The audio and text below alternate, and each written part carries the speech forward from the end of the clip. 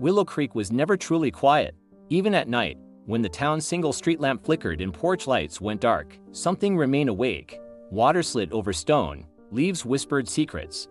The air itself seemed to hum, as though the land were holding a note it had learned long ago and never forgotten. People who grew up there learned to sleep through it. Outsiders didn't. They would pause by the windows of the old inn, brow furrowed, convinced they heard singing soft, distant, tender, a melody meant for cradles and warm lamplight, a lullaby. By morning, they would convince themselves it was the creek. The Carter family never had that luxury. They knew exactly who was singing.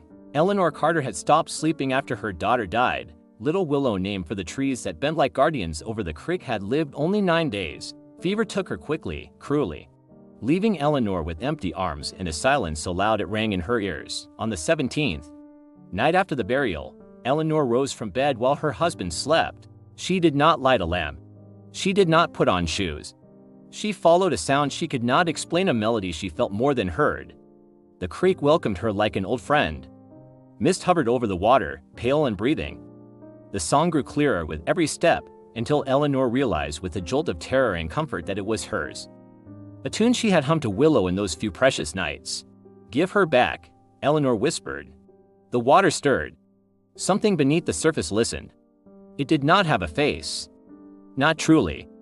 But Eleanor felt its attention settle on her like hands on her shoulders. It offered her an end to the pain. An eternal closeness. A cradle deeper than any grave. All it asked was remembrance, a song, a promise. By morning, Eleanor's body was found tangled in the reeds. Her lips were blue, her eyes were open, and Willow Creek learned its first lullaby. The melody did not fade with time. It lingered, weaving itself into the town's bones. Children hummed it while skipping stones. Mothers swayed to it unconsciously. Men dreamed of women they loved and woke with wet lashes. The Carters were marked. Every generation lost one of their own, always near the creek, always young enough that grief still had sharp edges. A boy pulled under while fishing.